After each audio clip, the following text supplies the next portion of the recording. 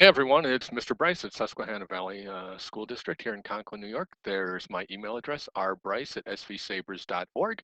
And today we're going to be learning or reviewing, reviewing how to add and subtract decimals. So when you're adding decimals and subtracting decimals, it's similar to adding whole numbers. You add the digits with the corresponding place values from right, this side, to the left, carrying or borrowing if necessary, borrowing if you're subtracting. Always line up the, I wonder what we line up. Oh, we line up the decimal points. The decimal points vertically are above each other. Write the decimals so that write the problem so that the decimals are vertically aligned. Add or subtract just like you do with whole numbers. Place the decimal point and the sum or difference directly below. Just bring it right down so it lines up vertically with the ones in the problem. So let's take a look at this problem. We're adding 23 and 85 hundredths with 1 and 604 thousandths. Let me say that again. We're adding 23 and 85 hundredths plus 1 and 604 thousandths. Much better. We line up the decimals. Dum, dum, dum, dum, dum, dum, dum, dum, dum, dum, dum. Just like that. So I've got a little problem here. I just don't like the way it feels. Fill it in with a 0 if it makes you feel better.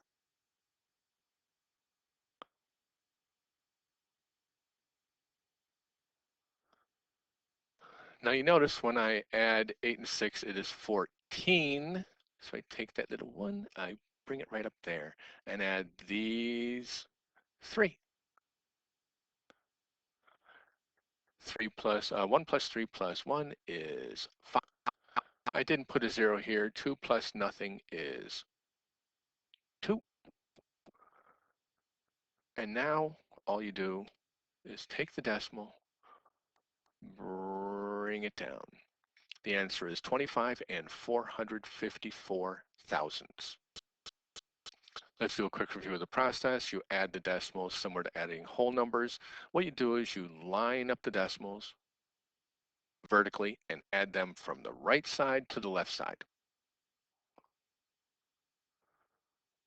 Okay, you can write down this problem and see if you can do it correctly. I'm going to start with the step number 1, lining up them vertically.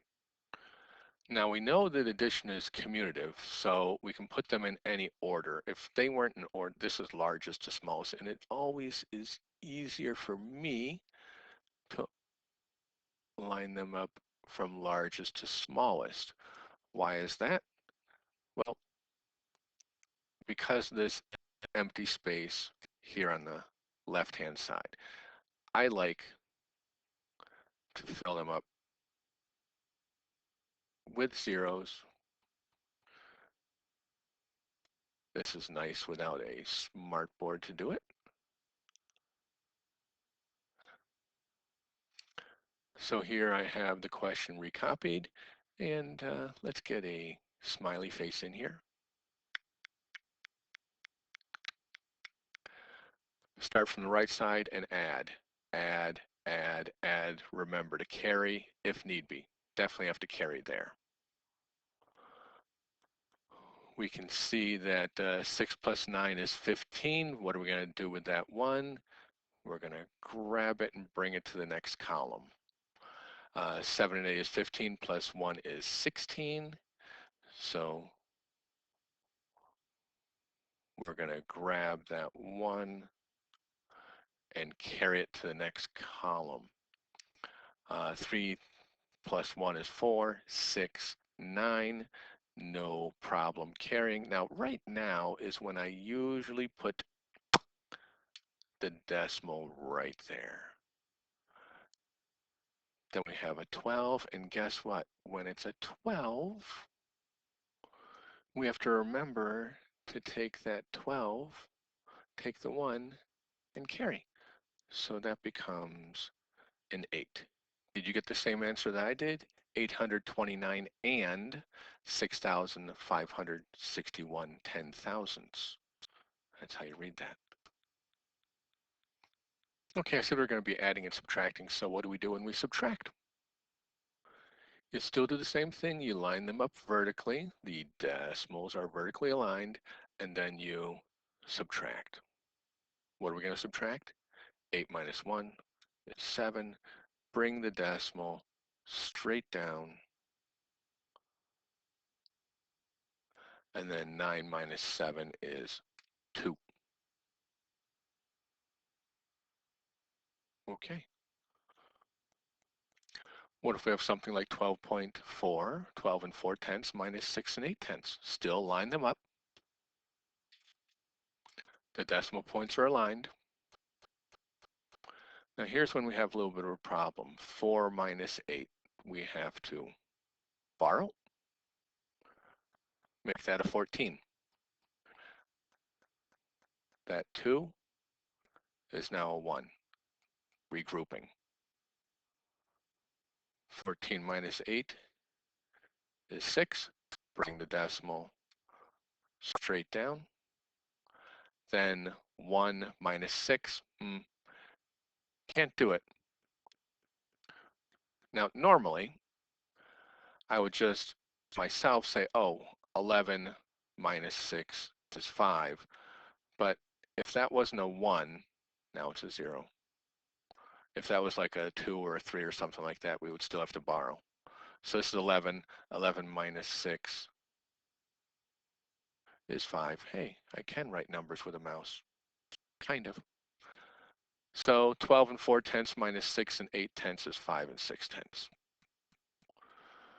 One last one. What if we have something like 3 and 2 tenths minus 5 and 7 tenths? Let's change that just to, yeah, we can do this. This is fine. The difficulty is $3.20 minus $5.70. I'm just going to change it into money there so you understand. Hey, I have $3.20 in my pocket, but the item costs $5.70. I can't do that. I don't have enough money. Well, I'm going to have a negative answer. So because I know that my answer is going to be negative, I'm going to do my little answer box right there. I'm going to say, my answer is going to be negative. I already put a negative sign in there. Now that I know that it's going to be negative, I am going to commute it and do the subtraction.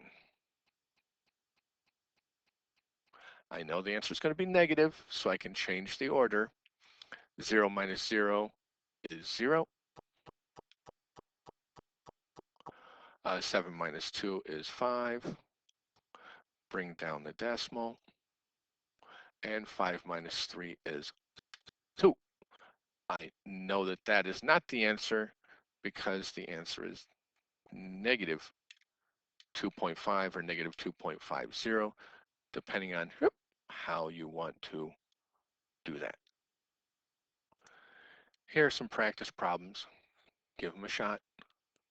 Okay, now they're adding negatives. Remember, adding a negative is just subtracting. This is really 5.4 minus negative 9.7. So I would know that the answer is going to be negative, right? You know the answer is going to be negative. So in my answer block, I'm going to say, hey, the answer is negative. And then I'm going to do 9.7 minus 5.4. So go ahead, do these questions. And here are the answers. If you have any questions, you can always ask. Thanks a lot. Talk to you later. Bye-bye.